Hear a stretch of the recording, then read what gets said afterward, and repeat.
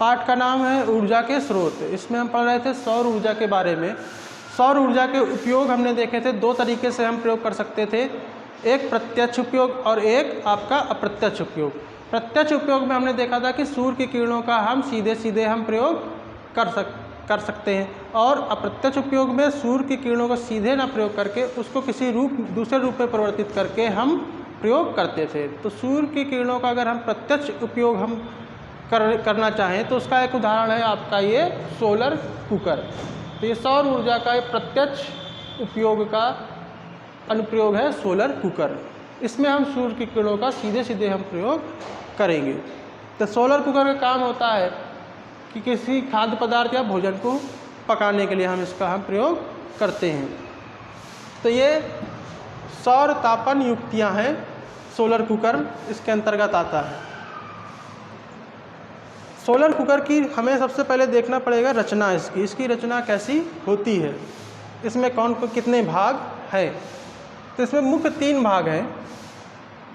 एक ये है लकड़ी का बॉक्स, एक ये है परावर्तक समतल दर्पण, और ये जो लकड़ी का बॉक्स है ऊपर से ये खुला हुआ है और इसमें कांच का एक ढक्कन, मोटे कांच का एक ढक्कन एक ढका हुआ है। इस लकड़ी के बॉक्स को ये ढके हुए हैं।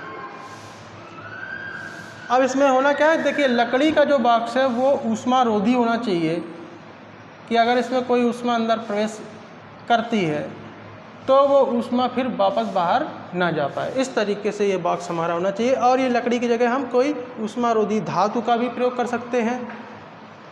कांच, एक मोटे कांच का ये ढक्कन ये इसके ऊपर से ढका रहता है, और इसके अंदर जो भी हमको खाद्य पदार्थ पकाना है, तो यहाँ पे 2 बर्तन दिखा दिए गए C1 C2, इनमें हम भोज्य पदार्थ या उसको हम रखेंगे पकाने के लिए। ये जो है इसके बाद ये एक लगा हुआ है इसमें परावर्तक में हम समतल दर्पण का हम प्रयोग कर रहे हैं यहाँ पर।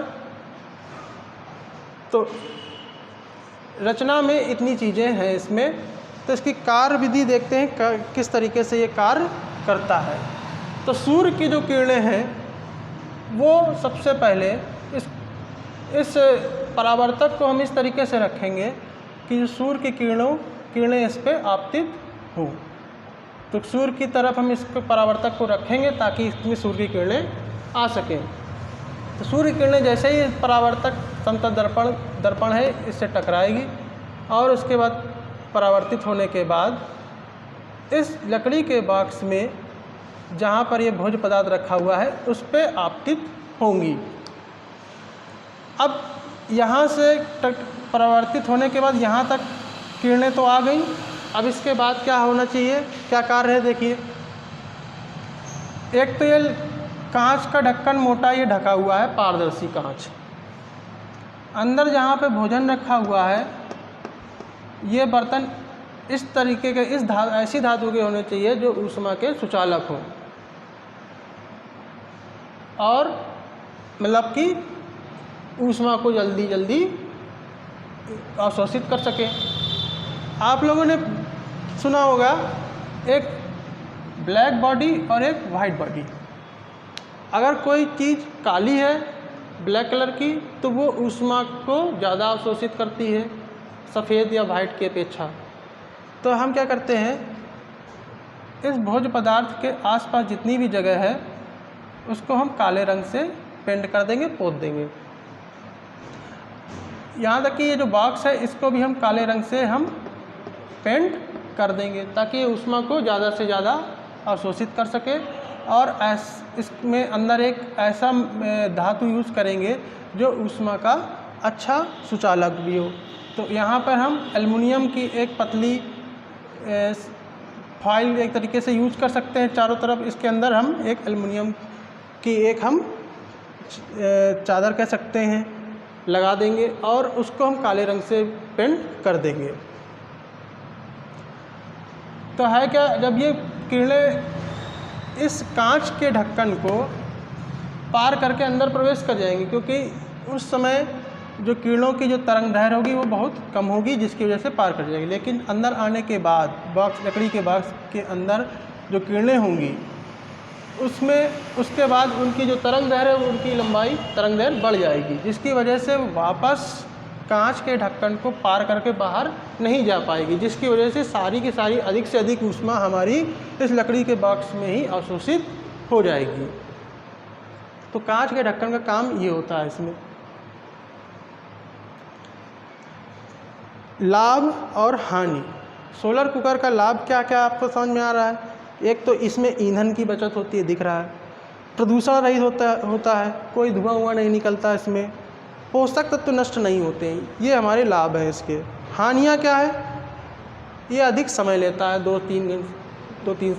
2 से 3 घंटे तक समय ले सकता है। दूसरा क्या हानि हो सकती है कि बादलों के समय और रात्रि के समय हम इसका प्रयोग नहीं कर सकते, जब सूर्य होगा तभी हम इसका प्रयोग कर सकते हैं।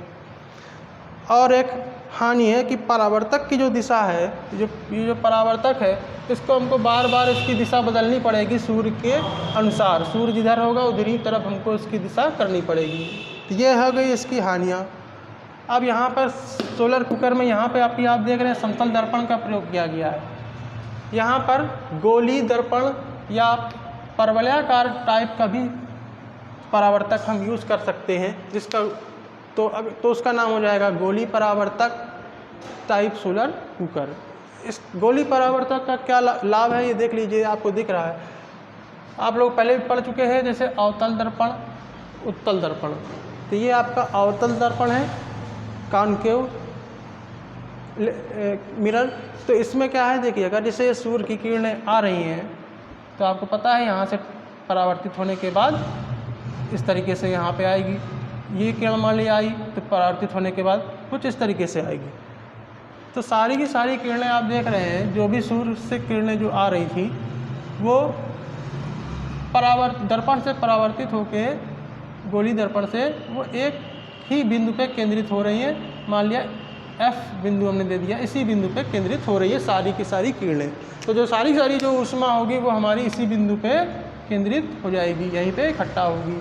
तो हमको जो भी भोज्य पदार्थ पकाना होगा उसको हम इसी केंद्र बिंदु पे हम रख देंगे, तो जिसकी वजह से हमारा भोज्य पदार्थ वो आसानी से गर्म होकर पक जाएगा।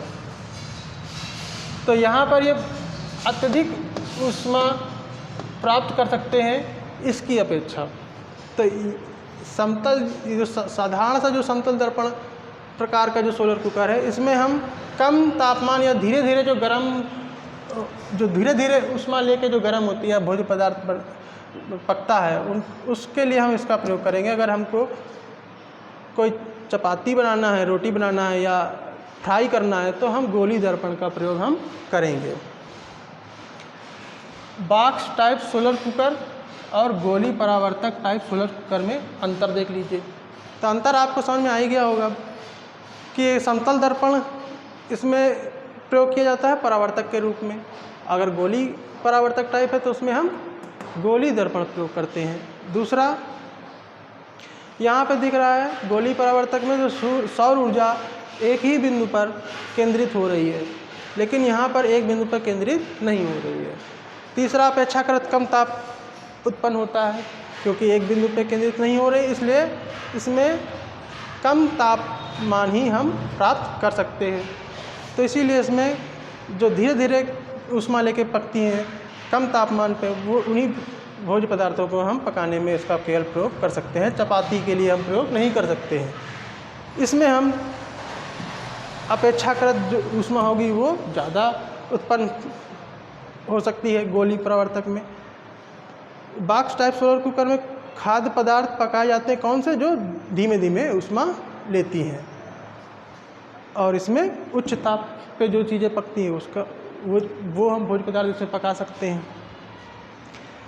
जैसे चपाती और फ्राई करने के लिए हम इसका प्रयोग कर सकते हैं।